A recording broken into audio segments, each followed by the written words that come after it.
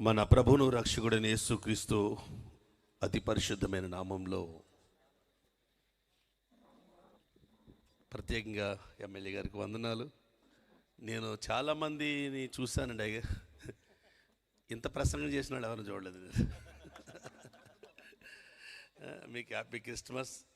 అసలు మీరు ఇంకా వర్తమానం అయిపోయింది, ఎందుకంటే బాలి నుండి సిలువ దాకా చెప్పేశారు. మీరు సిలువలో 7 మాటల వరకు చెప్పేశారు. ఇంత మంచి వర్తమానికులుగా మీరు ఈ ప్రాంతంలో ఉండడం గ్రేట్, చాలా సంతోషం. ఇది నేను మొక్కస్తుతి చేయట్లేదు, నిజంగా మీరు చాలా హృదయంలో దేవుని సన్నిధి ఉంది మీతో. Thank you sir, thank you. చాలా సంతోషం మనతో ఈ రాత్రి ఇంత సమయాన్ని ఇచ్చించిన ఎమ్మెల్యే గారిని బట్టి, పెద్దలను బట్టి, ఈ ప్రాంతంలో ఉన్న నాయకులను బట్టి, అలాగే డిపార్ట్మెంట్లో ఉన్న అధికారులను బట్టి ప్రభుని స్తుతిస్తూ 2 చేతులు ఎత్తి స్తోత్రాలు చెప్దాం. ఒకసారి అండి, 2 చేతులు ఎత్తి స్తోత్రాలు చెప్దామా? స్తోత్రాలు చెప్దాం, స్తోత్రాలు చెప్దాం, స్తోత్రాలు చెప్దాం. ఇంకా గట్టిగా. పెద్దపూడి మండలం అంటే దద్దరిల్లిపోద్ది అనుకుంటున్నాను నేను. అసలు ఈ మంచి వాతావరణం ఈ రాత్రి వచ్చింది. రాత్రి ప్రార్థన చేస్తూ ఉన్నాను, ప్రభా చాలా ఘనంగా ఏర్పాటు చేస్తూ ఉన్నట్లు నాకు తెలిసింది. మీరు కూడా ప్రార్థన చేస్తూ ఉన్నారు, సంఘాలన్నీ ప్రార్థన చేస్తే ఇంత మంచి వాతావరణం ప్రభు ఇచ్చాడు. నిన్నటి వరకు చాలా ఇబ్బందిగా ఉంది కదా, కనుక చేతులెత్తి ప్రభువుని స్తుతిస్తూ, అయ్యా ఇంత మంచి వాతావరణం ఇచ్చినందుకు వందనాలు, స్తోత్రాలు, స్తోత్రాలు, స్తోత్రాలు, స్తోత్రాలు, స్తోత్రాలు.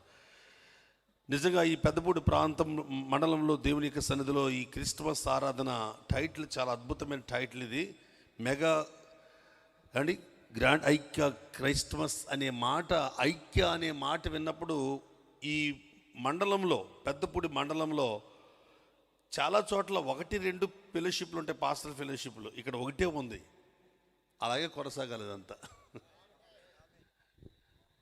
ముందు దాన్ని బట్టి చాలా సంతోషించారు. రెండవదిగా ఈ స్థలంలో పెద్దలు వారిని గౌరవిస్తున్న ప్రసాద్ గారిని బట్టి, నిజంగా దైవజనులు పెద్దలు, దేవుని సేవకులు డేవిడ్ గారిని బట్టి ప్రభుని స్తుతిస్తున్నాను. ఈ పరిచర్యలో నేను బ్రదర్ విక్టర్ సమ్మేళన్ గారితో నేను ఒకసారి పరిచర్యలో ఉన్నాను. వారికి ప్రత్యేక నా వందనాలు. ముఖ్యంగా నన్ను ఆహ్వానించి స్థలంలో నిలబెట్టిన ఈ కమిటీ ప్రత్యేక ప్రెసిడెంట్ గారైన జాన్ డేవిస్ గారికి, ప్రత్యేకంగా ప్రేమ్ సాగర్ గారికి, సెక్రటరీ గారైన ట్రెజరర్ గారైన విల్సన్ బాబు గారికి ప్రత్యేకంగా నేను ధన్యవాదాలు అపోస్తలిక్ కింగ్స్ టెంపుల్ నుండి తీసుకొస్తున్నాను. మరి ముఖ్యంగా నేను ఈ ప్రాంతంలో నాకు తెలిసిన సేవకులు కూడా ఉన్నారు. చంద్రపాల్ గారు అనగా నా చిన్నప్పటి నుంచి తెలుసు. మా నాన్నగారు ఫ్రెండ్ కుమారులు దైవ తిలక్ గారు, అయ్యా ఇక్కడ ఉన్న వేదిక మీద ఉన్న సేవకులు అన్న స్టీఫెన్ బాబు గారు, అబ్రాహం పాస్ట్ గారు బాగా పరిచయస్తులు. ఇక్కడ చాలామంది సేవకులు ఉన్నారు. వారందరిని బట్టి నేను ప్రభు పట్ల వందనాలు తెలియజేస్తున్నాను. సేవకురాండ్రులు కూడా నా వందనాలు. మీ అందరికీ నా వందనాలండి. Happy happy Christmas, merry Christmas. క్రీస్తు నేడు పుట్టెను. హల్లెలూయా. నేను రాత్రి కొద్ది నిమిషాలు దేవుని యొక్క వాక్యాన్ని మీ ముందుకు తీసుకొస్తా ఉన్నాను.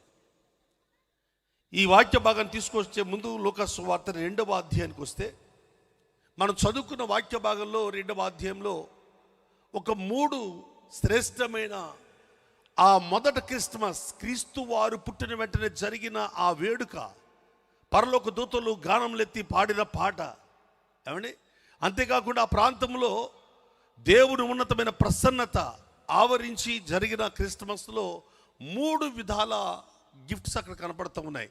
ఒకటి 10వ వచనం ప్రకారంగా 2వ అధ్యాయంలో మహాసంతోషకరమైన సువార్త. మహాసంతోషకరమైన, ఇది ప్రజలందరికీ. ఈ సంతోషాన్ని ఎవరు పొందుకుంటారో వారి జీవితంలో ఎంత సాటిస్ఫాక్షన్ అంటే, వారు ఏ స్థితిలో ఉంటే ఆ స్థితిలో ఆనందించడం నేర్చుకుంటారు. ఇది మొదటి క్రిస్మస్లో ఇచ్చే గిఫ్ట్స్. రెండవది మనం గమనిస్తే సమాధానం. భూమి మీద దానికి ఇష్టమైన మనుషులకు సమాధానం అంటే, ఈ యొక్క సమాధానం కలిగిన వ్యక్తి ఏ పరిస్థితుల గుండా ప్రయాణం చేస్తున్నా, అది కష్టమైనా, అది సంతోషమైనా, ఏదైనా తన జీవితంలో తన గోల్, తన గమ్యం, తన గురి తెలిసిన నిరీక్షణ కలిగిన అనుభవంలో ఎక్కడ తొట్టెళ్ళే పరిస్థితి ఉండదు, ఎక్కడ కూలిపోయే పరిస్థితి ఉండదు. అటువంటి గుండె ధైర్యం. 3వ విషయానికి వస్తే దేవునికి స్తోత్రం. ఇది బాగా గమనించాలి. నేను ఈ 3 విషయాలు ఎందుకు జ్ఞాపం చేస్తున్నానంటే, ఈ దేవుని స్తోత్రం అనే పదం వాడేటప్పుడు ఇంకా ఇంటికి వెళ్తాం అనే సమయంలో స్తోత్రం అని చెప్పే పరిస్థితిలో ఎలాగ వెళ్ళాలి ఇంటికంటే, రోమపత్రిక 6:17 ప్రకారం పాపిగా వచ్చిన నీవు నీతిమంతులుగా వెళ్ళడమే స్తోత్రం. అందుకని అక్కడ రాయబడింది రోమపత్రిక 6:17 చెప్తుంది, పాపానికి దాసులుగా మనం ప్రభు దగ్గరికి వచ్చాం, కానీ ఎప్పుడైతే ఉపదేశ క్రమమైన క్రీస్తు వారి యొక్క మాటలు పట్టుకుని ఇంటికి వెళ్తున్నామో నీతికి దాసులుగా మనం ఇంటికి వెళ్ళడమే దేవునికి స్తోత్రం. అక్కడ రాయబడింది అదే. ఈ క్రిస్మస్ వేడుకలలో ఈ 3 అనుభవాలు ఎవరు పొందుకుంటారో వారు నిజమైన క్రీస్తుని ఆరాధించే భక్తులు. దయచేసి తప్పుగా అనుకోకండి, మిగతా వాళ్ళని ఎవరు తప్పుపడడం లేదు. ఈ 3 గిఫ్ట్స్ ఏంటి? 1 సంతోషాన్ని ఇవ్వడానికి, 2 సమాధానం ఇవ్వడానికి, 3 స్తోత్రాన్ని ప్రకటించే నీతిమంతులుగా చేయటానికి, యేసుక్రీస్తు ద్వారా క్రిస్మస్ వేడుక జరగడానికి మొట్టమొదట ఎక్కడికి వెళ్దాం, ఎక్కడ జరగాలి అనే ఆలోచనతో ఆ కన్య మరియ గర్భాన పుట్టిన ఆ ప్రభువైన యేసుక్రీస్తుని పట్టుకుని సంరక్షకుడుగా ఉన్న యేసేపు బయలుదేరి వెళ్తూ ఉంటే సత్రం కనబడింది. అక్కడ రాయబడిన ఆ 7వ వచనం 2వ అధ్యాయంలో సత్రములో స్థలం లేదు కనుక వారు పశువుల పాకకు చేరుకున్నారు అని. కానీ నేను ఇక్కడ రాత్రి మీకు తెలియజేస్తున్న ఓ ప్రాముఖ్యమైన విషయం ఏంటంటే, సత్రాన్ని కోరుకోలేదు, పశువుల తొట్టెను కోరుకున్నాడు. ఈ సంతోషం ఇవ్వడానికి సత్రానికి కోరుకోలేదు, ఈ సమాధానం ఇవ్వడానికి సత్రాన్ని కోరుకోలేదు, ఈ స్తోత్రాన్ని నీతిని ఇవ్వడానికి సత్రాన్ని కోరుకోలేదు. ఈ యొక్క నీతికి, ఈ సమాధానానికి, ఈ సంతోషానికి పశువుల తొట్టె, పశువుల పాక మాత్రమే అర్హమైనది అని ఆయన కోరుకున్నాడు. ఈ రాత్రి ఈ 3 గిఫ్ట్స్ ఎవరికై అంటే, ఎవరు తమ జీవితంలో ఇప్పుడు నేను చెప్పే 2 అనుభవాల్లో ఏ అనుభవంలో నాకు తెలుసుకోగలిగితే, పశువుల పాక, పశువుల తొట్టి అనుభవం అయితే కనుక ఖచ్చితంగా 3 గిఫ్ట్స్ మీ వెంట పరిగెడుతూ ఉంటాయి. ఈ యొక్క ఒకవేళ పెద్దపూడి మండలమే కాదు, ఈ ప్రపంచమంతటా ఈ సువార్తలో చాలా ప్రాముఖ్యమైన విషయం క్రీస్తుని ఆరాధించే ప్రతి క్రైస్తవుడు కలిగి ఉండవలసిన లక్షణాలు. ఎందుకు ప్రభువా నువ్వు పశువుల తోటను కోరుకున్నావు, సత్రాన్ని ఎందుకు కోరుకోలేదు అని అడిగితే, సత్రం యొక్క నిర్మాణకుడు ఎవరు? సత్రాన్ని నిర్మించిన వాడు ఎవరు? సత్రం ఎవరి ద్వారా క్రియేట్ చేయబడింది? ఆయన మైండ్ ఎవరిది? ఆ ఆలోచన ఎవరిది? ఆ ఇంజనీర్ ఎవరు? ఆ ప్లాన్ ఎవరిది? ఎందుకు కట్టాడు ఆ సత్రం? సత్రాల యొక్క పునాదులు ఎక్కడి నుంచి వచ్చాయి అని ఆలోచన చేస్తే మీకు నిర్గమాకాండం దేవుని యొక్క వాక్యానికి రండి. అక్కడ దేవుని యొక్క వాక్యంలో దయచేసి నిర్గమాకాండంలో దేవుని యొక్క వాక్యానికి వస్తే కనుక అక్కడ 4వ అధ్యాయంలో పరిశుద్ధ బైబిల్ దేవుని యొక్క వాక్యం నుంచి మీకు జ్ఞాపం చేస్తున్నాను. 24వ వచనంలో సత్రం అక్కడ కనపడుద్ది బైబిల్లో మనకి. మోషే పోయి మార్గంలో ఒక సత్రం కనపడతా ఉంది. అంటే మొదటి సత్రం యొక్క నిర్మాణకుడు ఎవరై అంటే, క్రియేటర్ ఎవరంటే ఫరో. ఎవరి ఫరో అంటే నిర్గమాకాండము 5వ అధ్యాయం 2వ వచనంలో దేవుడి ప్రజల బలమానికి కావాలి కానీ దేవుడు అక్కర్లేదు. జాగ్రత్తగా గమనించాలి. దేవుని ప్రజల డబ్బు అతనికి కావాలి కానీ, దేవుని ప్రజల యొక్క శక్తి అతనికి కావాలి కానీ, దేవుడు మాత్రం ఎవడో తెలియదు, యెహోవా ఎవడో తెలియదు. ఈరోజు చాలామంది క్రీస్తు పిల్లల్లో యేసయ్య నుండి ఆశించే ఆశీర్వాదాలు ఎన్నో ఉన్నాయి కానీ అసలు యేసయ్య భూమి మీదకి ఎందుకు వచ్చాడు, యేసు ప్రభు ఎందుకు లోకంలో జన్మించాడు అని అవసరం అక్కల. యేసు ప్రభు ఉంటే మా ఇల్లు బాగుపడితే చాలు, మా కుటుంబం ఎదిగితే చాలు, మా పిల్లలకు జాబ్ వస్తే చాలు, మా గర్భఫలాలు ఉంటే చాలు, మా ఉద్యోగాలు ఉంటే చాలు, మా పదవి వివిధమైన అంతస్తులు ఉంటే చాలు అనే ఆలోచనతో ప్రజలు వెళ్ళిపోతున్నారు తప్ప అసలు ఆయన ఎందుకు వచ్చాడు? మనందరికీ తెలిసిన సత్యమేనండి. ఒక రోజున యేసుప్రభు వారు కైసరియా ప్రాంతంలో పిలుపుదైన ప్రాంతానికి వెళ్ళినప్పుడు మనందరికీ తెలుసు, ఎందుకంటే మహా అభిషక్తులు, వాక్యం బాగా బోధించగలిగిన దేవుని సేవకులు ఎంతోమంది వేదిక మీద ఉన్నారు. నేను ఇందులో చాలా బుడ్డోడిని, నాకు ఈ సమయాన్ని అప్పగించారు. నాకు దయచేసి ఈ యొక్క ఇంత మంచి హృదయం కలిగిన ఈ పెద్దపూడి మండలాన్ని బట్టి ప్రభువుని స్తుతిస్తున్నాను. దేవునికి మహిమ కలుగుగాక.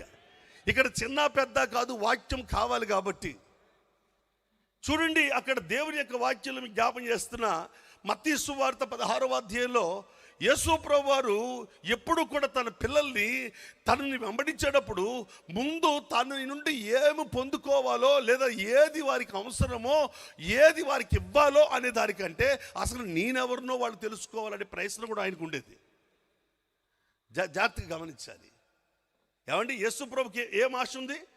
నన్ను వెంబడించేవారు, నా ఈవులు తీసుకునేవాళ్ళు, నా నుండి బ్రతికేవాళ్ళు, నా నుండి ఒకవేళ ఆశీర్వాదాలు కోరేవారు, స్వస్థత కోరేవారు, ఏదైనా మేలు కోరేవారు ఉంటే ముందు నేనెవరినో తెలుసుకోవాలి. అందుకే దానియేలు అన్నాడు, తమ దేవుని ఎరుగు వారు బలము కలిగి గొప్ప కార్యాలు చేస్తారు. ముందు ప్రభువుని ఎవరో తెలుసుకోవాలి. యేసు ఎవరు, ఎందుకు పుట్టాడు ఆయన, ఎందుకు వచ్చాడు ఆయన. అందుకుని ఆయన అడిగాడు. ఆ ప్రాంతంలో 15వ వచనం చదువుతా అనుకుంటా కదా, ఏమంటాడు 16వ అధ్యాయంలో ఆయన ఏమంటాడంటే, అసలు ఈ ప్రాంత ప్రజలందరూ నన్ను గురించి ఏమనుకుంటున్నారు. వెంటనే పేతురు గారు, ఎందుకంటే ఆయనకి చాలా ఏమండి ఆసక్తి ఎక్కువ యేసు ప్రభుతో మాట్లాడడం, తిట్లు కూడా అలా తింటాడు పాపం ఆయన. కొంతమంది చూడ ఆసక్తిగా చెప్పేస్తారు సమాధానం, తర్వాత తిట్లు తింటుంటారు. తప్పదు ఇంక మరి. అలాగే ఆసక్తిగా ఏం చేశాడంటే ఆయన సమాధానం చెప్పే పద్ధతిలో ఏమనంటే, అయ్యా మీరు ఇర్మియా అనుకుంటున్నారయ్యా, మీరు కొంతమంది అయితే, నేను కొంతమందిని గురించి నీ దగ్గర విన్నది ఏంటంటే మీరు ఏలియా అనుకుంటున్నారయ్యా, మరి కొంతమంది అనుకుంటున్నారు బాప్తిస్మ ఇచ్చి యోహాను అనుకుంటున్నారయ్యా, మరి కొంతమంది అయితే ఇక్కడ ప్రవక్తల్లో ఒకడు అనుకుంటున్నారయ్యా అని సమాధానం చెప్పేసినాడు. వాళ్ళు వాళ్ళు గొడవ వదిలేసేసి మీరేమనుకుంటున్నారు చెప్పండి అన్నాడు ఆయన. అమ్మ అడిగారా?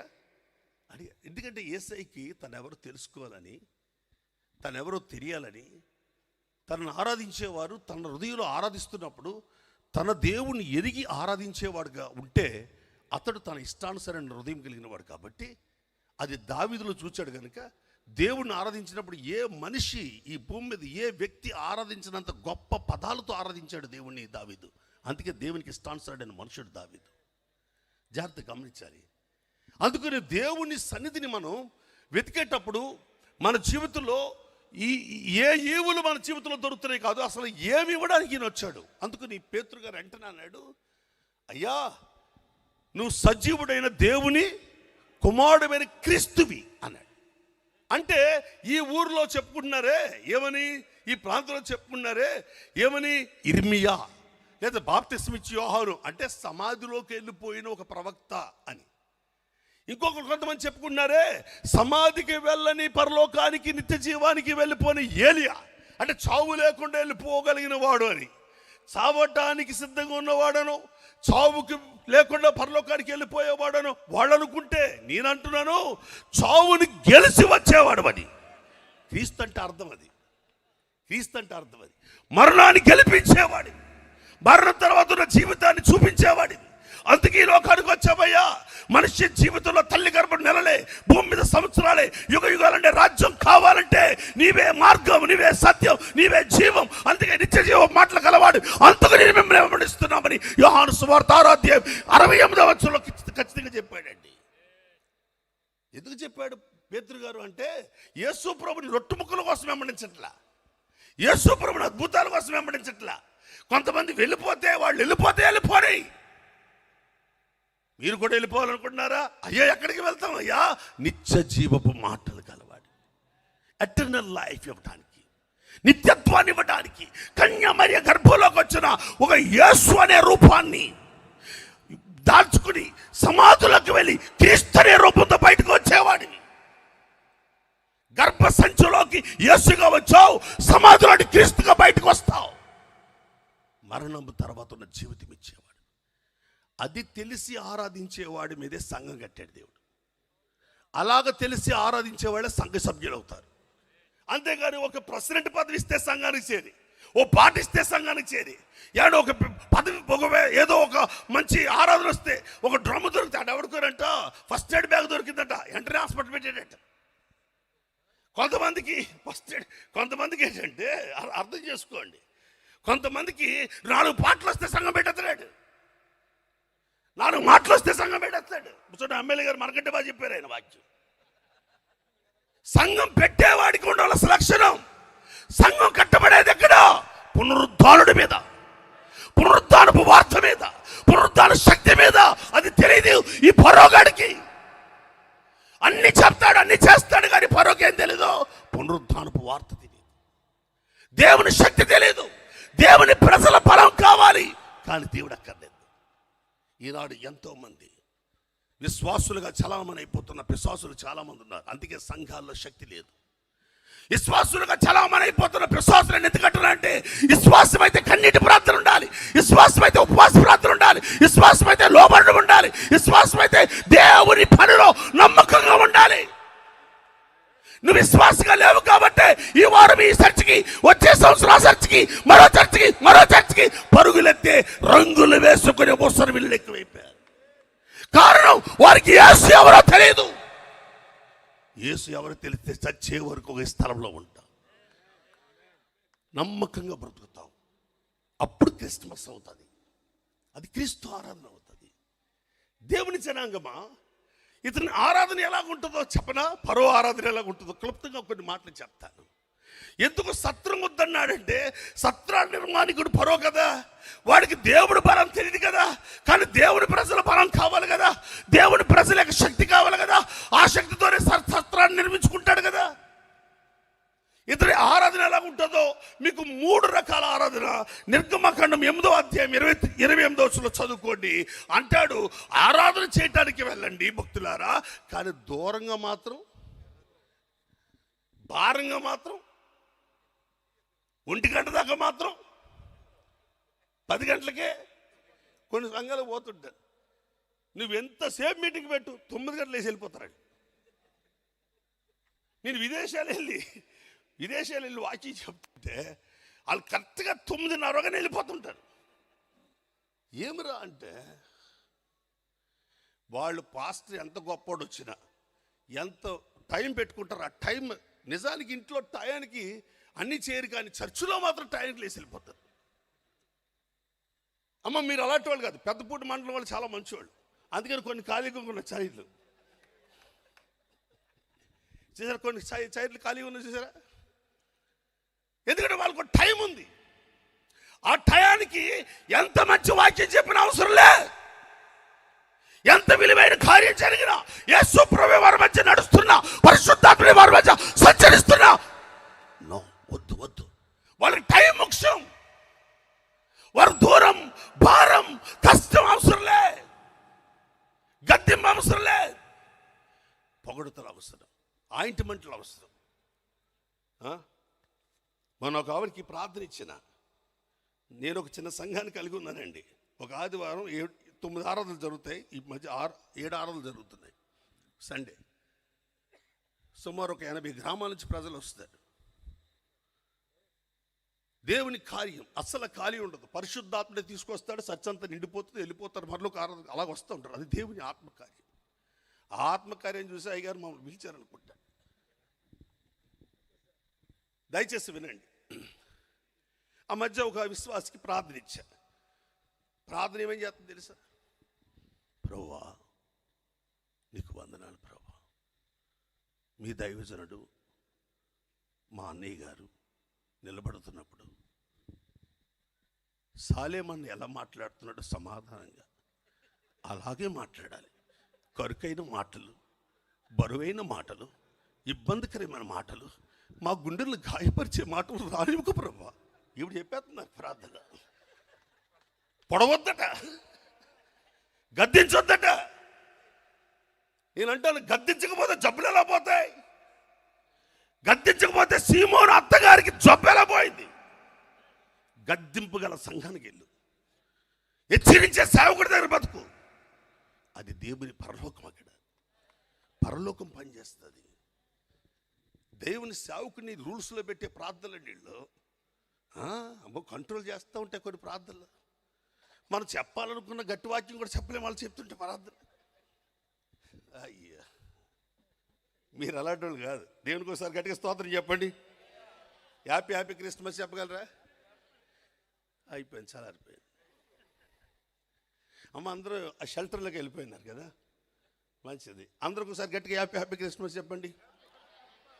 చూసారా, మీ సభలో కంటే అక్కడ బాగా వచ్చింది, అక్కడ హ్యాపీ ఎక్కువ ఉంది. చలిలేని హ్యాపీయా, యేసు ఉన్న హ్యాపీ అనుకున్నాను నేను. ఇప్పుడు చెప్పింది 3 విషయాలు అయ్యారు సెక్రటరీ గారు. 3 విషయాలు చెప్పాను. 1 క్రిస్మస్లో ఏమొస్తుంది? ఈ క్రిస్మస్లో అంటే సంతోషం. 2 సమాధానం. 3 స్తోత్రం. ఈ 3 ఎందుకు ఇస్తున్నాడు దేవుడు నీకంటే, స్తోత్రం అనే పదం నీతికి దాసులుగా చేయబడ్డాం, నిత్య జీవానికి మనల్ని నడిపించటం, గుండెల నిండా నేను ఆ లోకానికి ఆ రాజ్యానికి వెళ్తానని ధైర్యంతో నిరీక్షణతో బ్రతకటం. హల్లెలూయా. ఒకప్పుడు నాకు లేదు, నామకార్థ క్రైస్తవుడిగా బ్రతికినప్పుడు ఇప్పుడు చనిపోతే పరలోకం వెళ్తాను లేదు అని భయం ఉండేది. బోధలు చేసేవాడిని కానీ భయం ఉండేది. కానీ దేవుని మహాకృపను బట్టి దేవుడు ఒక ధైర్యాన్ని ఇచ్చాడు. ఇప్పుడు నేను చనిపోతే పరలోకం వెళ్తానని, నిత్య జీవానికి వెళ్తానని. ఎందుకంటే ఉపదేశ క్రమం, స్తోత్ర యాగం నాలోకి వచ్చినప్పుడు స్తోత్రం ఏం చేస్తుందంటే, నిన్ను నీతికి దాసులు ఎవరైతే అయిపోతారో, నీతికి దాసులకు ఎవరు ముద్రించబడతారో వారు గుండెల్లోకి నిరీక్షణ ఉంటే ఎక్కడ, లేకపోతే అక్కడే. ఉంటే యేసుని గురించి మాట్లాడతాను, ఉండకపోతే యేసయ్యతో మాట్లాడతాను. ఏదైనా స్తోత్రమే. అది ప్రకటన 7వ అధ్యాయంలో ఉన్న మాటలవే. సమూహం వచ్చి స్తోత్రం చెల్లిస్తూ ఉన్నారు. ఎందుకు స్తోత్రాలు చెల్లిస్తున్నారంటే, మా రాజా, నా రక్షణకు నువ్వే కారకుడవు, మా యొక్క విశ్వాసానికి నువ్వే కారకుడవు, మా నిలబడటానికి కారకుడవు నీవే, మా ధైర్యం నీవే. 7వ అధ్యాయం చదువుకోండి ప్రకటనలో. పరలోకి వెళ్ళిన తర్వాత చేసేదంతా స్తోత్రమే. హల్లెలూయా. ఇంకోసారి గట్టిగా చెప్పగలరా? హల్లెలూయా. ఒకసారి చేతులు ఇలాగా ఆడించండి. నేను చూడకపోయిన మీరు కూడా చెప్పండి అమ్మా. అయ్యా హల్లెలూయా. చాలా సంతోషం. యేసు ఎవరో తెలియకుండా, ప్రభు ఎవరో తెలియకుండా, నేను కొన్ని దేశాలకు వెళ్తూ ఉంటే ఎయిర్పోర్ట్లో దిగిన వెంటనే ఫస్ట్ ఇన్వైట్ చేసేది బ్రాందీ షాపు. దాని నిండా స్టార్లే. కాదంటారా గారు? బ్రాందీ షాప్ నుండి ఏముంటాయి? స్టార్లు, క్రిస్మస్ తాతలు డెకరేట్ చేస్తారు. దేనికి? బ్రాందీ షాప్కి. చూడండి, రాజమండ్రి వెళ్ళి చూడండి, బట్టల షాప్కి క్రిస్మస్ సీజన్లో ఏముంటుంది? స్టార్లు. స్టార్ ఉన్న ఇల్లు అంతా యేసుబాబు ఉన్న ఇల్లేనా? నతికట్టాను. పైన స్టార్, కింద బారు. మీ అందరికి తెలుసా? చాలామంది జీవితాల్లో యేసుని ఎరగని ఆరాధనలు చేసేవాళ్ళు, యేసుని ఎరగని జీవితంలో ప్రభుని ఆరాధించేవాళ్ళు. అందువల్ల వాళ్ళ జీవితంలో ఈ 3 పొందలేకపోతున్నారు. ఏంటిది? సంతోషము, సమాధానము, స్తోత్రం, అనగా నీతికి దాసులుగా ఉండడం. ఇది ఇవ్వటానికి యేసయ్య వచ్చాడు. ఇది మొదటి క్రిస్మస్ ఆ రోజు జరుగుతుంది. ఏమండి, నేను దయచేసి ఒక మాట చెప్తాను. ఇక్కడ పరో ఆరాధన ఎలాంటిదంటే, దూరంగా వెళ్ళకండి, ఆరాధన చేసుకోండి. అంటే భారంగా ఏం చేయకండి, కాస్త ఏదో 10 గంటలు ముగించేయండి. అంతేకాని ఏదో పెట్టాము లైటింగ్ పెడితే, మీరు లైటింగ్ పెడితే ఏంటి, భోజనాలు పెడితే ఏంటి, రుచి అయిన అయితే చైర్లు వేస్తే ఏంటి అని లోపల అనుకుంటారు. మీరు మాత్రం ముగించకపోతే మేము వెళ్ళిపోతాం. ఆ టైప్ ఉంటుంది. ఇది వాళ్ళకి క్రీస్తుని గురించి తెలియని, అవగాహన లేని. రెండవ ఆరాధన ఎలా ఉంటుందంటే పరో ఆరాధన. దయచేసి నిర్గమకాండం 10వ అధ్యాయం 11వ వచనం చూస్తే అతడు అంటాడు, పురుషులు మాత్రమే వెళ్ళాలి. చెప్పండి అన్నమాట. గట్టిగా చెప్పాలా? ఎవరు మాట్లాడట్లేదండి? అమ్మో, అంటే ఎంతమందికి సెలేస్తుంది? గట్టిగా మాట్లాడండి. ఎవరు వెళ్ళాలట? మరి పిల్లలు కూడా పెట్టి, పెద్దవాళ్ళు కూడా పెట్టి, దయచేసి ఒక మాట, స్త్రీలు కూడా పెట్టద్దు అన్న చంద్రపాలు అన్నాను. నిజంగా దయచేసి ఎవ్వరు ఏమనుకోద్దు, నిండా వందనాలు, మరో సంవత్సరం నన్ను పిలవకపోయిన స్తోత్రాలు. ఎందుకంటే ఈ మధ్య పురుషుల క్రిస్మస్, రెట్ల క్రిస్మస్, కాపుల క్రిస్మస్, స్త్రీల క్రిస్మస్. ఏమనుకోద్దయ్యా, క్రిస్మస్ అదంతే. చిన్నపిల్లలు వస్తే రానివరా? హలో, ఎవరిని ఆకర్షించడానికి ఇది? ఈరోజు భక్తి జీవితంలో మీకు చెప్తాను వినండి. ప్రగల్భాలు ఎక్కువ, పశ్చాత్తాపం తక్కువ. భక్తికి కావాల్సింది పశ్చాత్తాపం తప్ప ప్రగల్భాలు కాదు. నేను సంఘానికి చెప్తాను, నువ్వు ఇంటికి పోయిన తర్వాత నీ ఇంట్లోకి ఆ ఈదుల్లో ఆ ప్రాంతంలోకి వెళ్ళినప్పుడు మా పాస్టర్ గారు ఎంత బాగా చెప్పాడు, ఎంత అద్భుతంగా చెప్పాడు, ఈ వాక్యం ఎంత బాగా, ఈ మర్మం మాకు తెలియదు, ఈ విధంగా చెప్తారని, అవి బాబా ఎంత బాగా చెప్పారు, ఈ సోది కౌరు చెప్పకండి ఎవరు. మీరు ఇంటికి పోయిన తర్వాత ఏ వాక్యం నీ జీవితంలో మాట్లాడి పశ్చాత్తాపం కలిగిందో, ఇదిగో ఈ మాట వినగానే నా అత్తగారితో సమాధాన పడాలనిపించింది, ఈ మాట విన్న తర్వాత యథార్థ కట్టుకోవాలనిపించింది, ఈ మాట విన్న తర్వాత నా దొంగ బుద్ధి మారుకోవాలనిపించింది అని పశ్చాత్తాపడి మాట్లాడే నోరు ఎక్కడ ఉంటుందో ఆత్మలు అక్కడ దొరుకుతాయి. ఏ పాస్టర్ని పోగొట్టానికో సంఘాలు పోగొట్టానికి వెళ్ళే మనుషులు ఉంటారే, అక్కడ సంఘాలు ఉజ్జీవించబడవు. ఈరోజంతా దూపాలేసే దేవతలు ఎక్కువైపోయారు, కన్నీళ్ళు కార్చే భక్తులు లేరు. పశ్చాత్తాపడే వాక్యాన్ని గురించి మాట్లాడరు. సేవకుడు ఇక్కడ మాట్లాడతాడు వాక్యం, దైవజనుడు మీ సంఘంలో మాట్లాడతాడు, మీ సేవకుడు మాట్లాడిన తర్వాత మీరు వీధుల్లోకి పోయినప్పుడు, మీళ్ళలోకి వెళ్ళిపోతున్నప్పుడు మీరేం చెప్పాలి తెలుసా? ఈ ఆదివారం దేవుడు నాతో మాట్లాడింది, ఇది ఈ మాట. నా ప్రార్థనా జీవితం తగ్గబట్టే నాకు ఈ సమస్యలు వచ్చాయి, నేను దేవునికి యథార్థంగా లేను కాబట్టి ఈ పరిస్థితిలో ఉన్నాను. ఈరోజు నేను క్షమాపణ ఎవరికి ఇవ్వలేకపోయాను, అందుచేత నా జీవితంలో నేను శోధించబడుతున్నాను. ఓ రోజు ఒక వాక్యం చెప్తా వచ్చిన, ఆ వాక్యం ఏంటంటే, వీణ పట్టుకు తిరుగుతున్నాడు శత్రువుగా ఉంటున్న సౌల్లో ఉన్న దెయ్యాన్ని వదిలించడానికి దావీదు, కానీ ఈట పట్టుకు తిరుగుతున్నాడు తనకు మేలు చేసిన వాడిని చంపడానికి, కీర్తి ప్రతిష్టలు ఎందుకు ఇక్కడికి వస్తున్నాయని దావీదు మీద సౌలు. ఆ పరిస్థితుల్లో వెళ్తున్నప్పుడు ఈ దావీదు మీద అతడు ఎర్రి చూపులు చూపుతున్న కొద్దీ, అతడు కోపం ప్రదర్శిస్తున్న కొద్దీ, అతడు క్షమాపణ చెప్పలేని కొద్దీ, క్షమాపణ అడగలేని కొద్దీ ముందు పెద్ద కూతురు కాపురం కూలిపోయింది, 2 కొడుకు చచ్చిపోయాడు, 3 చిన్న కూతురు ఏమండి గయ్యాలు గంపలా తయారైంది భక్తి లేకుండా. ఇవన్నీ పోగా అతడు తన కత్తి మీద తానే పడి చచ్చిపోవడానికి ఇష్టపడ్డాడు, కానీ సమాధాన పడటానికి క్షమాపణ అడటానికి ఇష్టపడ్డాడు. కానీ దావీదు బాగుపడ్డానికి కారణం, శత్రువునైనా క్షమిస్తాడు, పగవాడినైనా క్షమిస్తాడు. ఆ క్షమించే మనసు ఉంటే నీ రోగం వెంటనే తగ్గుద్ది. రాజమండ్రిలోకి వెళ్ళి 4 లక్షలు ఖర్చు పెట్టుకుంటారు, కానీ నా తోటికోళ్ళని క్షమించను, నా అత్తగారిని క్షమించను, నా భర్తను క్షమించను, నా భార్యని క్షమించను, నా కుటుంబాన్ని క్షమించను అని క్షమాపణ అడగని సౌలు బ్యాచీలా ఉంటావా? బాధలు అనిపిస్తావా? క్షమాపణ కోరి 10 లక్షల రూపాయలు వైద్యం చేయించుకోక లేకుండా రోగం తగ్గించుకుంటావా?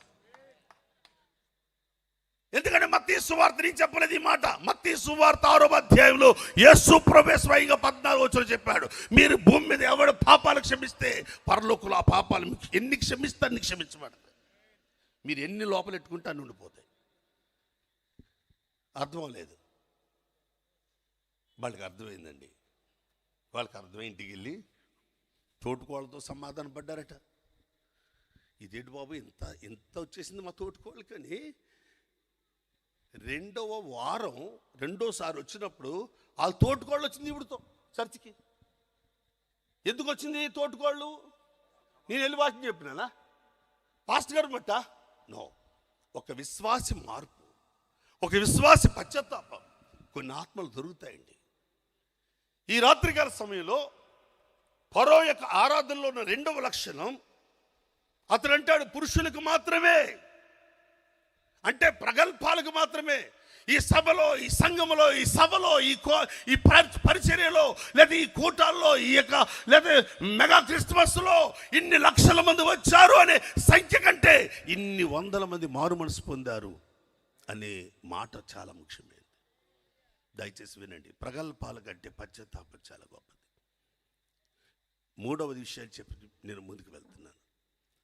3వదిగా అదే అధ్యాయం 10వ అధ్యాయం 24వ వచనంలో నిర్గమకాండంలో అక్కడ రాయబడిన మాట, మీరు వెళ్ళొచ్చు మీ కుటుంబాలతో, కానీ పశువులు మాత్రం వెళ్ళకూడదు. జాగ్రత్తగా అంటే అర్థం ఏంటి? దహన బలి మాత్రం పట్టుకెళ్ళకూడదు. కొంతమంది చెప్తారు కానుకలు ఇవ్వనప్పుడు చెప్పినాడు, కానుకేమైనప్పుడు చెప్పినాడు. అర్థమవుతుందండి.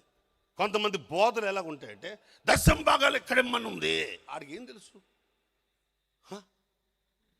మత్తయి సువార్త 23:23లో ఇది మానక అది చేయమన్నాడు కదా. 10 భాగాలు ఇవ్వాలని ప్రభువైన యేసుక్రీస్తే స్టేట్మెంట్ ఇచ్చాడు కదా. ఇలాగ పోతే బైబిల్ గ్రంథంలో, కొత్త నిబంధనలో అనేక అపొస్తలుల జీవితాల్లో వారి చరాచరాస్తులను కూడా దేవుని సన్నిధిలో ఇచ్చారు కదా. దేవునికి భాగం మిమ్మల్ని ఎక్కడుంది? దేవునికి కానుకమని ఎక్కడ ఉంది అని బోధలు చేసేవాళ్ళు జాగ్రత్త అండి. దేవునికి ఇవ్వాలంతే. ఎందుకో తెలుసా? ఈరోజు ఒక మాట చెప్తాను. ఉదయం లేవగానే టీ ఇచ్చి చక్కగా వంట చేసి మంచిగా సాగనంపి జాబ్కి వెళ్ళి వచ్చి ఆ సాయంకాలం జీతం పట్టుకొచ్చినంటే నేను ఎంతో సేవ చేస్తున్నాను కానీ ఒక 1000 రూపాయలు ఏమండి లేదా ఒక 500 రూపాయలు భార్య చేతిలో పెడితే భార్య ఎలా ఉంటుంది చెప్పండి? మహాసంతోషం. సంతోషం కాదమ్మా, నాకు తెలిసి మహాసంతోషం. మా మాట పెట్టలేతే మహాసంతోషం. మరి పెద్దపూడిలో సంతోషం ఉంటుంది అనుకుంటా. నేనంటాను, భార్య టీ ఇవ్వాలన్నా ఆ టీ నువ్వు తాగాలన్నా ఊపిరి ఆయన ఇవ్వాలి కదా. మరి ఆ ఊపిరిచ్చిన ఆయనకి నువ్వు ఎంత ఇస్తున్నావు? ఈరోజు స్టిల్ బతికి ఉండి మాట్లాడుతున్నావే, చలిస్తున్నావే. తెల్లారు లేస్తే టీ మాత్రం ఆడిస్తుంది, పండుకున్నప్పుడు లేచినప్పుడు ఆక్సిజన్ ఆయన ఇస్తున్నాడు, ప్రాణవాయువు ఇస్తున్నాడు. అందుకని దావీదు కంటే ఎంత కృతజ్ఞత భావం అంటే దేవుని మీద, అసలు నా భార్య కంటే, నా ఇంట్లో వాళ్ళకంటే, ఇదిలో వాళ్ళకంటే, నా ముందు కళ్ళు తెరిచి చూచి నాకెంతో సపోర్ట్ చేసిన వాళ్ళందరికంటే ఈ కళ్ళు తెరిచి బతకడానికి కారణం నువ్వు కాబట్టి ముందు నీకే థ్యాంక్స్ ప్రభా, నీకు వందనాలు ప్రభా అని దినవృత్తాంతాల మొదటి గ్రంథం 29వ అధ్యాయం చదువుకోండి. తన యావదాస్తి మందిరానికి దాచిపెట్టేసినాడు. బంగారం, మంచి విలువైన బంగారం, మామూలు బంగారం కాదండి. దేవునికి ఇచ్చే చేతులు ఉండాలి. ఈ పరుగాడికి మందిరానికి వెళ్ళొచ్చట కానీ కానుకలు ఇవ్వకూడదట. ఇలాంటి మిషన్స్ కూడా ఉంటాయి, ఇటువంటి బైబిల్ సొసైటీలు కూడా ఉంటాయి. ఇది బైబిల్, నేనంటాను ఇది పరో బైబిల్ కాలేజ్. అది ఆడి దగ్గర నుంచి వచ్చిన శిష్యులు కూడా అలాగ ఉంటారు. ఇప్పుడు ఓడిపోయి మళ్ళీ మొదటికి వచ్చారు మళ్ళీ వాళ్ళు. అర్థమవుతుందండి. నేను ఎవరిని విమర్శించట్లే, వివరిస్తున్నాను అంతే. ఇది పరో యొక్క విషయం. అందుకనే వాళ్ళకి నా సంతోషం ఇవ్వలేను, వాళ్ళకి నా సమాధానం ఇవ్వలేను, వాళ్ళకి నా నీతిని. నేను అంటాను, ఎక్కడ దేవుని నీతి, ఎక్కడ దేవుని సంతోషం, ఎక్కడ దేవునికి సమాధానం పనిచేయదో అక్కడ వాళ్ళకి వాళ్ళే సంతోషాన్ని ఏర్పరచుకుంటారు. ఆ సంతోషం పేరే తాగుతందనాలు, ఆ సంతోషం పేరే డిస్కో డ్యాన్స్లు, ఆ సంతోషం పేరే చాలా భయంకరమైన నాట్యాలు. క్రిస్మస్లు ఎందుకు వచ్చినాయి ఇవన్నీ అంటే దేవుడిచ్చే సంతోషం అక్కడ లేదు. ఈ క్రిస్మస్ చాలా అద్భుతంగా ఉంది. ఇక్కడ నేను కొన్ని క్రిస్మస్లకు పోయి చూసినప్పుడు కళ్ళు ఎత్తి పైకి చూడటానికి కూడా ఇబ్బంది. అంత టైట్ డ్రెస్లు వేసుకుని యవనస్తులు డ్యాన్సులు కడుతుంటే, తల్లిదండ్రులు మురిసిపోయి చప్పట్లు కొడుతుంటే సిగ్గులు లేదా అనిపించింది నాకు. ఏం చేస్తున్నారు ఇక్కడ? ఏం నేర్పిస్తున్నారు సమాజానికి? నీ ఎదుగున కూతురు వేదికలు ఎక్కి డ్యాన్సులు కడుతున్న ఆ వస్త్రధారణ ఏంటి? ఆ యవ్వన పిల్లలు ఏళ్ళేస్తుంటే ఆ పక్క నుంచి ఈ తల్లిదండ్రులు మురిసిపోతుంటే సిగ్గులు లేవా అనిపిస్తూ ఉంది. దేవుని బిడ్డలారా, ఎందుకు వీళ్ళు సంతోషాన్ని ఏర్పరచుకున్నారు ఇక్కడ? అలాంటి సంతోషం అంటే యేసయ్య ఇచ్చే సంతోషం అక్కడ లేదు కాబట్టి. యేసయ్య ఇచ్చే సమాధానం దయచేసి వేరే అనుకోకండి. అందుకని సత్రం వద్దు. నేను ముగిస్తున్నాను. రెండో విషయాన్ని చెప్తాను. అదేంటంటే పశువుల ఆయన తొట్టెను కోరుకున్నాడు. ఈ పశువుల తొట్టె ఉండాలంటే పశువుల పాక ఉండాలి కదా. ఈ పశువుల పాక నిర్మాణికుడు ఎవరు అనే విషయానికి వస్తే ఆదికాండం రండి, 33వ అధ్యాయం 17వ వచనం రండి. అప్పటి వరకు పశువులకు పాకలేసిన జాబితా ఎవడలో లేదు. ఆదికాండం 33:17కి రండి. అక్కడ రాయబడిన మాట, యాకోబు సుక్కోతుకు వెళ్ళి ఇల్లు కట్టుకుని తన పశువులకు పాకలు వేయించాను. జాగ్రత్తగా వినాలి ఈ మాట. అమ్మ చాలు తల్లి, ఎందుకంటే నేను ముగించాలి త్వరగా. యాకోబు ఈ పశువుల పాక నిర్మాణికుడు. ఏ క్రిస్మస్ దేవుని సంతోషంతో విరజిల్లుతుంది, ఏ క్రిస్మస్ దేవుని సమాధానంతో నింపబడుతుంది, ఏ క్రిస్మస్ అక్కడ నుండి ఆ క్రిస్మస్లో ఉన్న ప్రజలు నీతితో ఇంటికి వెళ్తారు అంటే ఇదిగో పశువుల పాకలాగా. పశువుల పాక నిర్మించిన వాడు యాకోబులాగా. ఎవరి యాకోబు? 28వ అధ్యాయంలో దేవునితో, దేవుని సాన్నిధ్యంలో తన జీవితాన్ని ఒప్పందం చేసుకుని, అయ్యో ఇప్పటి వరకు నా యుక్తులతో వాడబడ్డాను లేదయ్యా అని మారు మనసు పొందినవాడు. చెప్పండి ఆ మాట. మారు మనసు పొందిన వారికి క్రిస్మస్. ఇప్పుడు దాకా నీ చేసిన డ్రామాలు చాలయ్యా. ఇప్పుడు నాతో మాట్లాడావు. నిచ్చిన కొన పైన ఉండి కింద కొన ఉండి ఆ కొన మీద నుంచి ఎక్కుచున్న దూతలు దిగుచున్న దూతలు నీ చూచానయ్యా. ఆ నిచ్చెనకు అర్థం నా కుమారుడు, మీ కుమారుడు యేసుక్రీస్తే కదా. ఆ నిచ్చెనకు అర్థం రక్షకుడే కదా. ఆ రక్షణకు మార్గం ఒకటే కదా. ఆ మార్గం నాకు కనబడి ఉండగా ఇదిగో నాకు కనబడని స్థలములో నీ నూరు పోస్తున్నాను. ఇది మందిరంగా చూస్తున్నాను. ఈ నేటి నుండి నువ్వు నాకు తోడే ఉంటే చాలు. ఎవరు తోడున లేకపోయినా నువ్వు నాకు తోడింటే చాలు. ఎప్పుడైతే ప్రతిష్ఠించుకున్నాడో అతడు లాబానింటికి వెళ్ళిన తర్వాత లాబాను ఆస్వాదించడం బట్ట మొదలుపెట్టాడు. లాబాను ఒక రోజున వేరే కాపురం పెడదామని శకునం చూడడానికి పోతే, నీకు ముప్పు వాటెళ్తుంది అబ్బాయి, నీ ఇంటి అల్లుడిని వేరే కాపురం పెట్టొద్దు. నీ ఇంటి అల్లుడు అనగా యాకోబు నీ ఇంట్లోకి వచ్చింది మొదలుగా ఒక గొప్ప వెలుగు వచ్చింది. ఆ వెలుగు చీకటితో ఫైట్ చేసి నీ ఆస్తిని, నీ అంతస్తుని, ఆలోచనలు పెంచింది. ఆ వెలుగు పోతుందిరా బాబు, ఆయనతో ఒక వెలుగు ఉందని చెప్పాడు. 30వ అధ్యాయం చదువుకున్న ఆదికాండంలో ఆ వెలుగు ఎందుకు వచ్చింది? పశ్చాత్తాపపడడం వల్ల. ఆ వెలుగు ఎందుకు వచ్చింది? మారు మనసు పొందడం వల్ల. ఎంతమంది మారు మనసు పొందుతారో, ఎవరు పశ్చాత్తాపడతారో, ఎవరి లోక మర్యాదలు, ఈ లోక ఆలోచనలు పక్కన పెట్టి ప్రభుకి తమకు తాముగా సజీవంగా అప్పగించుకుంటారో, రోమపత్రిక 12వ అధ్యాయం 2వ వచనం ప్రకారంగా వారితో గొప్ప వెలుగు రాత్రి సంచరించి చీకటి బ్రతుకుల్ని, చీకటి గృహాలని దేవుడు వెలుగుమయంగా మార్చేస్తాడు. మా ఇల్లంతా ఒక శపితమైన పరిస్థితుల మధ్య ఉండేది. సేవ చేస్తున్న శపితమైన పరిస్థితుల మధ్య ఉండేది.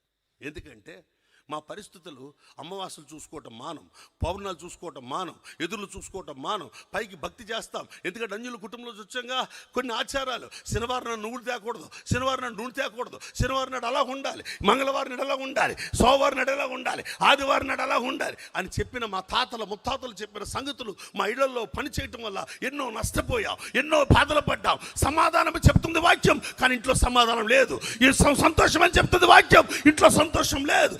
నీతి అని చెప్తుంది వాక్యం, నీతి లేదు. కారణం లోక మర్యాద. ఎవడిచ్చాడు పగడ ఉంగరం పెట్టుకోమని? గోల్ తగులుతుందేమని పగడ ఉంగరం పెట్టా. పగడ ఉంగరం ఎందుకు పెట్టా? గోల్ తగులుతుంది. పైకి మాత్రం భక్తి చేస్తున్నా, నామకార్థ క్రైస్తవుని, భ్రష్టుణ్ణి, దేవుని ఎరగని ప్రజలుగా బ్రతుకుతున్న మనిషిని ఒక రోజున నా తమ్ముడు చనిపోతే పశ్చాత్తాపడి ఏడ్చి ప్రభు బలిపెడతారు, అయ్యా ఈ లోక మర్యాదను విడిచిపెడతాననగానే ప్రపంచానికి తీసుకెళ్ళాడు దేవుడు. ఈరోజు నా ఇంటికి, నా పరిస్థితులకు వాచ్తులు లేవు, ఎదురు చూసుకోవడం లేదు. పగడ పొంగరాలు కాదు, ఇంటి వంటి మీద బంగారమే నా మీద, నా ఇంటి మీద కానీ, నా భార్య వంటి మీద కానీ, నా పిల్లల వంటి మీద కానీ ఉండదు. ఎప్పుడు సమర్పించుకున్నామో ప్రభు కాంతి మాతో రావటం మొదలుపెట్టింది. హల్లెలూయా. ఉండాలా మారు మనసు? వద్దా? ఆలోచన చేయండి. సుక్కోతు అనుభవం. నేను ఒక మాట చెప్తాను ఇక్కడ అంతే, ఎందుకంటే టైం దయచేసి గమనించండి. కీర్తనలు బాగా 108వ కీర్తన చూడండి. 108వ కీర్తనలో దేవుని యొక్క వాక్యంలో 7వ వచనం చదివితే, యాకోబు సుక్కోతులో పాకలు కట్టాడు కదా, దాని గురించి దావీదు కీర్తనకాడు ఏమంటాడు? 7వ వచనంలో 108వ కీర్తనలో ఏమంటున్నాడు ఆయన? అమ్మా, తన పరిశుద్ధ తోడని దేవుడు మాట ఇచ్చి ఉన్నాడు. నేను ప్రహర్షిస్తాను, షెకెమును పంచిపెడతాను, సుక్కోతు లోయను కొలిపిస్తాను. జాగ్రత్తగా ఉన్నది, సుక్కోతు లోయను కొలిపిస్తాను. ఈ బైబిల్ గ్రంథంలో మనం మాట్లాడుకుంటున్న ఈ పరిశుద్ధ దేవుని వాక్యంలో కొలతలు వేసిన స్థలం రెండు స్థలాలు. ఒకటి దేవుని మందిరం, రెండవది దేవుని బిడ్డలారా పరలోకపు పట్టణం. జాగ్రత్తగా గమనించాలి. ఇంతకు మించి బైబిల్ ఏటిని కొలతలు వేయలేదు, ఏటిని పట్టించుకోలేదు.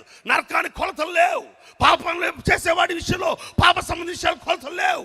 మందిరానికి వచ్చే వారికి మాత్రమే కొలతలు, ఒక క్రమం, ఓ పద్ధతి, ఒక ప్రత్యేకత, ఒక విలువ. కొలత అంటే విలువ. ఎక్కడ విలువ? సుక్కోతులో. సుక్కోత్ అనగా దేవుని బిడ్డలారా పశువుల పాక, పశువుల తొట్టె, పశువుల గొట్టం, పశువుల కొట్ట ఉండే స్థలం. ఈ సుక్కోతుని దేనితో పోల్చాడు బైబిల్ గ్రంథం చెప్తుంటే, ఆ దేవుని యొక్క వాక్యం యేసుకేలు గ్రంథం 47వ అధ్యాయానికి రండి. అక్కడ కొలత వేసిన స్థలం మందిరం. మందిరం అంటే ఏంటండి? మనకు అందరికీ తెలిసిన మందిరాలు. ఏదో తోటకో మందిరం, ఏమండి అరణ్యంలో ఏమండి మొబైల్ మందిరం అనగా ప్రత్యక్ష గుడారం అనే మందిరం, మనకు తెలిసిన సొలొమోను కట్టిన మందిరం, ఏమండి అంతేకాదు జెరుబ్బాబెలు కట్టిన మందిరం. ఇది కాక 4 మందిరాలు కాక 5వ మందిరం హేరోదు కట్టాడు. 6వ మందిరం పరిశుద్ధాత్ముడు కట్టాడు. ఎలాగ? యేసుక్రీస్తు రక్తంతో. ఇప్పుడు యేసయ్యే ఒక మందిరం. ఆ మందిరంలో ఉండే ప్రతి బిడ్డ కొలత వేయబడతాడు. ఆ కొలతల్లో కరెక్ట్గా సరిపోవాలి. నువ్వు కరెక్ట్గా సరిపోవాలి. క్రిస్మస్కి ఏంటో కరెక్ట్గా సరిపోయేది? శీల మండలపు లోతు అనగా విశ్వాసం మందు నిలకడగా ఉండడం, మోకాళ్ళ లోతు ప్రార్థన యందు పోరాటం పటిమికలుగా ఉండడం, మొలలోతు అనగా సత్యమునకు నిలబడడం, సత్యము కొరకు పోరాటం, సత్యమునకు వ్యతిరేకంగా కాక సత్యమునకు నీ జీవితంలో ఒక పోరాటం వస్తూ ఉంటే దాని కొరకు చావైన ఎదుర్కొని ముందుకు వెళ్ళడం. 4 ఈదగలిగేలు అంటే ఈదగలిగి అంటే పరిశుద్ధాత్మ బలముతో పనిచేయటం. ఎవరిలో ఈ అనుభవాలు ఉంటాయో, పోయిన క్రిస్మస్కి ఈ క్రిస్మస్కి నీ ఆత్మీయత ఎంత ఎదిగింది అని అడిగితే, ప్రభు ఎంత కొలత వేసుకుంటే అప్పటికిప్పటికి ఒక ప్రార్థనా శక్తి పెరిగిందండి, అప్పటికిప్పటికి నా విశ్వాసం పెరిగిందండి, ఇప్పటికీ నా జీవితంలో దేవునికి ఇచ్చుట పెరిగిందండి అని చెప్పగలిగే వాళ్ళు ఎంతమంది ఉన్నాం? కొంతమంది భక్తి దిగజారిపోతున్న రోజులు ఇవి. ఈ టైంలో చాలా జాగ్రత్తగా ఉండండి నా సహోదరులారా, చెల్లయ్యలారా, అక్కలారా, తల్లులారా, నా తండ్రులారా, నా తోటి సేవకులారా. దిగజారిపోతున్న భక్తి కాలం ఇది. మీ భక్తిని మీరు కాపాడుకోండి, మీ కిరీటాన్ని మీరు కాపాడుకోండి, మీ విశ్వాసాన్ని మీరు కాపాడుకోండి. ఎందుకో తెలుసా? నా ప్రభు త్వరగా రాబోతున్నాడు. ఇది భయంకరమైన దుర్దినాలు. ఈ 4 అనుభవాలు యాకోబులో ఉన్నాయి. పశ్చాత్తాపడే మారు మనసు పొందే అనుభవం 28వ అధ్యాయంలో మీరు చూస్తారు. ఆదికాండంలో ప్రార్థన అనుభవం కలిగి ఉండడం 32వ అధ్యాయంలో చూస్తారు. దేవుని సందులో ప్రార్థనలో కట్టుకున్న అనుభవం ఆదికాండంలో. అంతేకాదు అతడి జీవితంలో సత్యము కొరకు నిలబడడం 35వ అధ్యాయంలో చూస్తారు. ఆదికాండంలో తన దగ్గర అప్పటికి విగ్రహాలు ఉన్నాయంటే అవన్నీ విడిచిపెట్టి శుచిపరుచుకుని బేతేలుకి వెళ్ళిపోతున్నారు. సత్యం కొరకు తమ జీవితాన్ని కట్టుకుంటున్నారు. ఈ రాత్రి ఒక విషయాన్ని గుర్తించండి. అంతేకాదు తన దేవుని ఆత్మతో కదిలే అనుభవం, పరో నెత్తి మీద చెయ్యి పెట్టి ఆశీర్వదించే అనుభవం కాదంటారా? పరో ఏమిస్తాడని కాదు, పరోకే ఆశీర్వాదం ఇచ్చే అభిషేకం కలిగిన వాడు. ఈ రాత్రి ఎందుకో ప్రభు చెప్పమంటున్నారు, పశువుల తొట్టే అని వదిలేస్తాం మనం. దేవుడు పశువుల పాకను కోరుకున్నాడు. ఇంతకు చక్కగా సేవకురాండ్రు అందరూ కలిసి ఏ పాట పాడతారా అని నేను చూస్తూ ఉన్నాను. పశుశాలలో అని పాడారు. అమ్మ ప్రసంగానికి దారేశారే. పరిశుద్ధాత్ముడ పాస్టమ్ గారిని కూడా వాడుకుంటున్నావు ఇక్కడ, చాలా సంతోషం. ఆయన వాడుకుంటున్నాడు. జాన్ డేవిస్ గారు చాలా మంచిగా వారి గురించి చెప్పారు ఆ మైక్ ఇచ్చేటప్పుడు. ఈరోజు ఇంత గొప్ప సేవ చేస్తున్నామంటే, ఇంత గొప్పగా ఉన్నామంటే చాలా తెలివైన వారు సార్ మీరు. మీరు నిజంగా ఈ మండలానికి ఉండాలి. మీరు ఆ కుర్చీ కూడా అలా కూర్చున్నారు. ఆయన ఏదో దేవుడు గొప్ప పదవి ఇస్తాడు మీకు. నిజంగా చెప్తున్నానండి.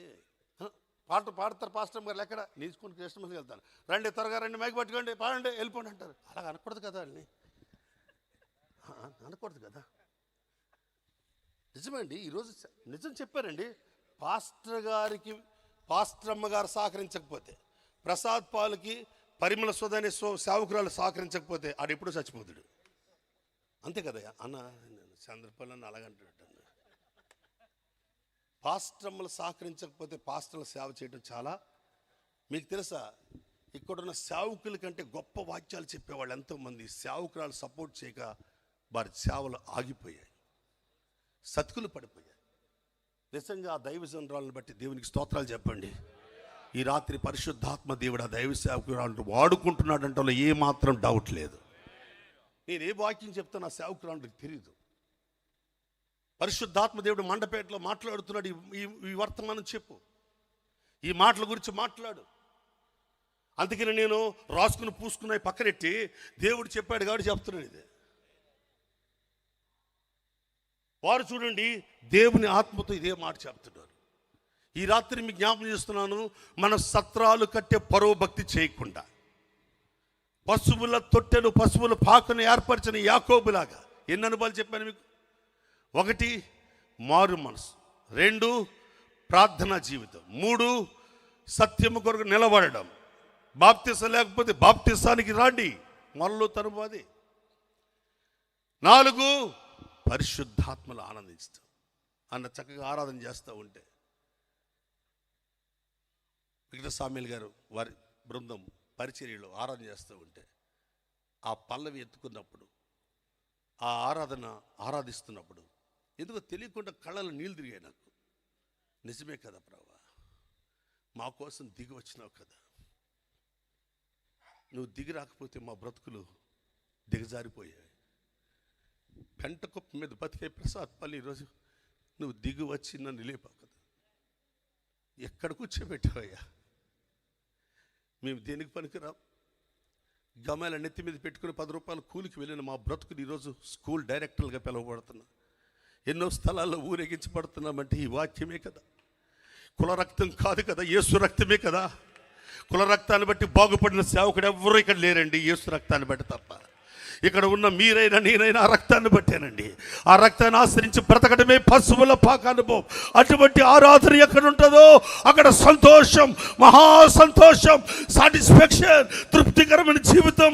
ఏ స్థితిలోనో విజయవంతమైన బ్రతుకులకు సమాధానం, గుండె నిండా ధైర్యం, నెమ్మది. అంతేకాదు నీతికి వారసులుగా నిశ్చంత కలిగిన ఈ లోకంలో ఎంతకాలం ఉన్నా వెళ్ళిపోయే రాజ్యం కోసం ఏ క్షణం వచ్చినా ఏ టైం వచ్చినా నీ రెడీ అన్నట్టుగానే నీతి నీ జీవితాన్ని ఆవరించి బ్రతకటం. నువ్వు పొందుకున్న నీతి కాదు, ఆయన నీకు ఇచ్చిన నీతి. నువ్వు కట్టుకున్న నీతి కాదు, అది ఆయన నీకు ఇచ్చిన నీతి. ఒకరోజు దర్శనంలో ప్రభు చెప్తా ఉన్నాడు, అయ్యా నేను ఈ నీతిమంతుడిని కాదే, నేను పరిశుద్ధుని కాదే అని నేను ప్రభుని అడుగుతున్నాను. దర్శనంలో ప్రభు చెప్తున్నాడు నాతో, నేను నిన్ను నీతిమంతుడు చేసుకుంటాను, నిన్ను నేను పరిశుద్ధపరచుకుంటాను. నువ్వు చేసుకునే పరిశుద్ధత నా సేవకు పనికి రా. మరేం చేయను ప్రభా? ప్రార్థన చేసి ప్రార్థన జీవితంతో, ప్రార్థన ఆత్మతో, ప్రార్థన విలువలతో నీ జీవితం ఉండాలి అనే ఒక మొక్క నాకు అర్థమైందండి. నిజమండి, ఒక వ్యక్తి జీవితం పరిశుద్ధపరచబడాలంటే ప్రార్థన జీవితం ఎప్పుడు వదలకూడదండి. ప్రార్థన వదిలి పనికిమాని మాటలతో, పనికిమాని ఆలోచనలతో పరిగెత్తామా అంతేనండి. ఆ రోజు నుండి నేను సెల్ ఫోన్ తక్కువ వాడటం నేర్చుకున్నాను, బైబిల్ ఎక్కువ వాడుకోవడం నేర్చుకున్నాను. ఆ రోజు నుండి ప్రార్థన జీవితం కట్టుకోవటం నేర్చుకున్నాను.